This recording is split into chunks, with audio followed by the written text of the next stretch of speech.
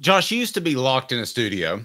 Now they've got you out and about everywhere. You're doing great stuff from the sidelines. You're doing interviews with coaches that I specifically wanted to ask you about because I'm sure they give you a little bit of stuff as off the record. As a consensus, how do coaches view Josh Heupel? And in particular, we were talking about the onside kick against Kent State. Not the most sportsmanlike thing to do, but how do coaches that you talk to view Josh Heupel and his future and potential? They think of him as an assassin offensively. There is probably no one they universally respect more. It's Riley and it's Heupel. Those are the two in terms of game day offensive tactical play calling that everyone fears when they have the right personnel. The other thing they do is they negative recruit them like I don't know what on the idea that it's just a shot offense. It's just a vertical offense. And they negative recruit offensive linemen that way. They negative recruit running backs that way. And they just hope you're dumb enough to buy into it. Because if you watch Tennessee football, you understand how effectively Heupel's teams have run the ball every year. And they're doing it again this year. They will always do that. He knows that. Like you probably heard him a million times say it. At any point when he can tout their success running the ball and he can tout their offensive philosophy, he does it. He's not doing it because he forgot he already said it. He's doing it because he understands they get negatively recruited because the more Tennessee wins, the fact of the matter is the fewer and fewer the bullets are that you can fire at them in terms of production. So then you got to kind of smoke and mirror it in recruiting, and you got to convince guys instead of you can't win there, it's, well, you won't be used the right way there, both of which are probably lies, but that's a majority of what you hear. And the other thing is coaches understand the sleeping giant that the Tennessee program has been. They say the same thing about A&M, total sleeping giant program. Most of them aren't 20 years old. They're old enough to remember what Tennessee is when it's rolling, when it's one of the best in the country. Nothing's changed about the sport. One of the biggest myths in college football was the sport's changed to the point where Tennessee can't be what Tennessee was. You can say that about Nebraska if you want to, and I'll listen to you. Nothing's changed about this sport that puts Tennessee in any less of a position to be a premier elite program. Tennessee has been in Tennessee's way for a while. Tennessee has now gotten out of Tennessee's way, and the hire of Josh Heupel is a big reason why, or a big part of it. Yeah, Josh, it's funny you bring that up. I'm a U.S. history major and along with a journalism major in college, and I've always said just because something hasn't happened doesn't mean it can't happen or it won't happen. And so thinking of that, comparing Tennessee and Oklahoma as programs, I would say Oklahoma slightly historically is more successful than Tennessee. I'd say they're maybe top 5, Tennessee's top 10. But as a job right now, forget the coaches. If you're a coach, which job would you rather take, Oklahoma or Tennessee? I'd rather take Tennessee. Oklahoma doesn't take too big a backseat, though. These are both really, really good jobs. So you'd be splitting hairs with me there. I believe in the radius rule. I don't believe in in-state recruiting as a rule. A lot of people knock Tennessee because there aren't as many in-state kids. And in this case, you could knock Oklahoma as well. I want the 6-hour radius. At Oklahoma, I get Dallas, and they recruit Dallas very effectively. I mean, really, really, like they go head-to-head with Texas for the North Texas, the Dallas region, the Red River region. In Tennessee, though, I get most of the state of Tennessee. I get North Georgia. I get Northwest Alabama. I get up into Ohio. I get the Carolinas, Virginia to a certain degree. So I have all the talent I can say grace over, not to mention how nationalized recruiting is now with the portal and NIL, and just the dynamic has changed totally. State lines have never mattered less in talent acquisition than they matter now. So then the next thing I'm going to ask is, do I have administrative alignment? Certainly you've got that at Tennessee. Certainly you've got that at Oklahoma. Am I going to get a bunch of no's when I need changes? Nope. You're going to get checks and boxes that you need checked. So both of these are premier jobs. I mean, I'd slightly lean Tennessee, but that's probably because I grew up closer to Tennessee. Either one of those. I'll tell you what I would do, Caleb. I would let you pick first, and I would happily take the job that's left over.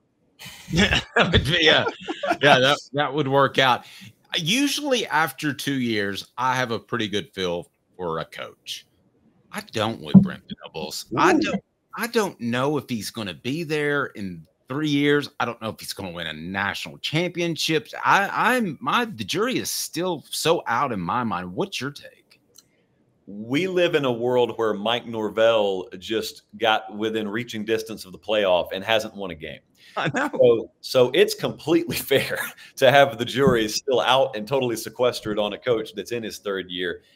I agree with you. So I'm in that boat as well. So that's my personal take on it. But then what I'll do a lot of times, if I trust a program, and Oklahoma's been great, like beyond great at understanding themselves and what they have, multiple sports, not just football. If they're sold enough to extend that guy, even though there was no market for him, no one's coming for Brent Venables, and they voluntarily extended him this past spring, I am going to blindly trust that they know they have the right thing.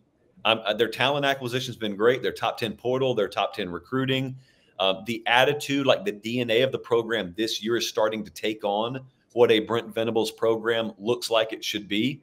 But the follow-up to that is you've always known Oklahoma for scoring. Like you've always thought offense.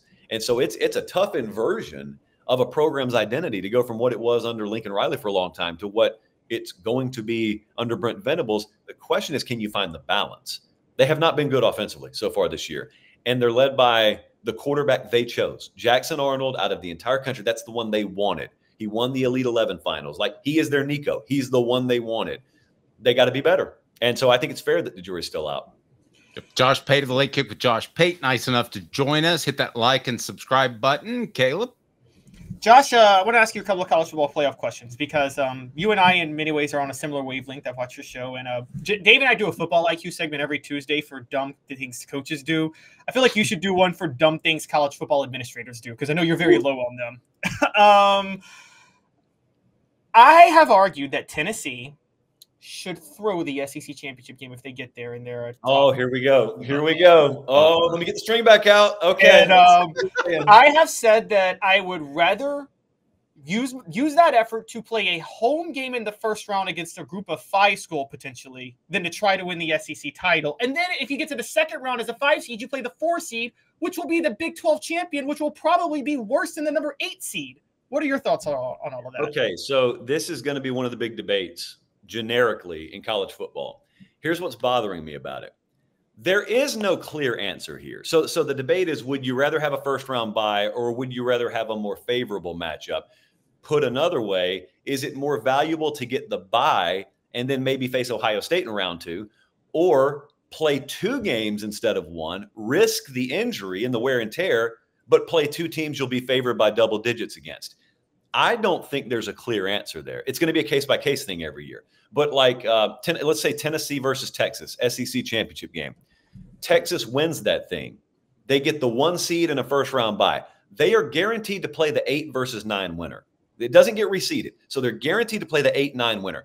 You look at any projection, that 8-9 game is going to be a couple of at-larges that are really good from the SEC and the Big Ten. That's probably what you're looking at. So Texas could draw like Oregon in round 2.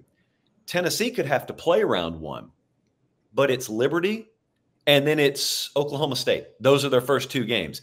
And there are people who will call you stupid if you say anything other than I want the 1 seed in the bye. I understand the thinking there, but it is not totally stupid to say I'd rather be a 17-point favorite twice than be a pick'em or a 3-point underdog once in a do or die situation. And I understand the increased injury risk that I take on playing the 2 games. So I don't think Tennessee's going to throw the SEC championship game. But let's say they try to win and they lose it. They're not in the worst spot in the world. No, it's a good point. Josh, we'll let you out of here. Anything you've got coming up or where you headed this week that you want to talk to Tennessee fans about? Yeah, I don't know how interested they'll be, but I am going to get a tour of the National Weather Service in Norman when I get out there Friday because of my proclivity to storm chase. This is the only time I will have been in the state of Oklahoma not storm chasing. They heard about that. So even in a football trip, I'm going to have a weather component mixed in. So I don't know how much Tennessee fans care about that, but that's what we're doing. Okay, wait. I'm sorry. I didn't know you were a storm chaser. That's awesome. Oh, yeah. I got the handshake and then the tornado twirl after it. Yeah. Anyone who has seen the movie Twisters, it's basically just a documentary of my life. Except the actor wasn't as good looking. All right, Josh, have a blessed day. It means a lot. I appreciate you. I appreciate it, guys.